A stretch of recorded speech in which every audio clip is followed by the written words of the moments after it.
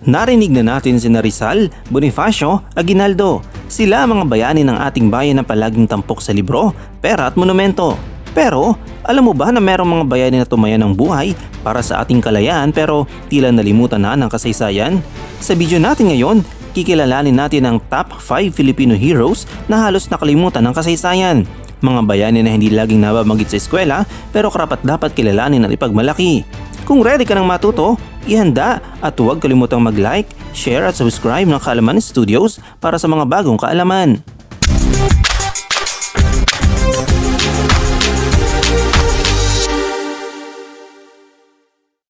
Number 5. Teresa Magbanua, ang Joan of Arc ng Visayas. Si Teresa Magbanua ay isinilang noong 1868 sa Pototan, Iloilo, isang guro sa panitikan, pero sa likod ng kanyang mahinhing hitsura ay entapang ng isang revolusyonaryo. Noong 1896, iniwan niya ang pagiging guro upang sumapi sa revolusyon. Isa siya sa iilang kababaihang pinayagang mamuno ng mga tropa sa aktwal na labanan.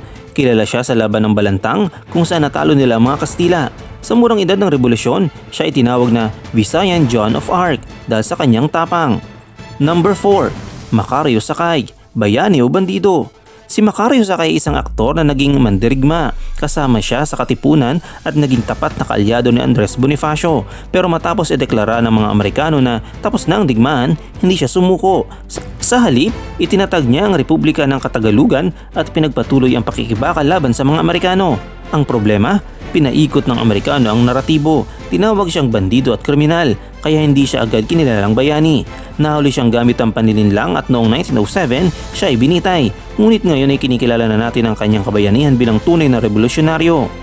Number 3. Josefa Ilianes Escoda, ina ng Red Cross at Girl Scouts ng Pilipinas. Si Josefa ay hindi lang leader ng kababaihan, kundi isang tunay na simbolo ng malasakit sa kapwa. Isinilang sa Dingras, Ilocos Norte, siya ay edukada, matapang at may malasakit sa bayan. Noong World War II, ginamit niya ang kanyang posisyon upang tulungan ang mga bihag ng digmaan. Lihim siyang nagsusupply ng gamot, pagkain at impormasyon sa mga gerilya at sundalo. Ngunit nahuli siya ng mga Hapones, tinorture at pinaslang. Pero minimisan ay hindi siya nagbunyag ng impormasyon. Dahil sa kanyang sakripisyo, kinilala siya bilang tunay na bayani. Siya rin ang nagtatag ng Girl Scouts of the Philippines noong 1940. Number 2. Gregorio del Pilar, ang batang general. Si Goyo, gaya ng tawag sa kanya, ay ipinanganak sa Bulacan at naging general sa edad na 23.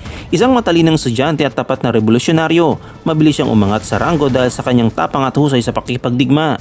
Ang kanyang pinakasikat na laban ay ang Battle of Terad Pass, kung saan pinigilan niya ang mga Amerikano para makatakas si Emilio Aguinaldo. Kakaunti ang kanyang tropa laban sa daang-daang Amerikano, pero hindi siya umurong. Namatay siya sa bundok, taglay ang dangal ng isang tunay na mandirigma.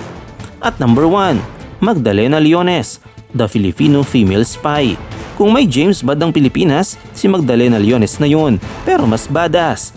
Isinilang sa Mountain Province, naging miyembro siya ng guerrilla movement noong World War II. Hindi lang siya ordinaryong espiya, marunong siyang mag-Japanese at ginamit niya ito para makalusot sa mga checkpoints, dala-dala ang lihim ng dokumento at baril.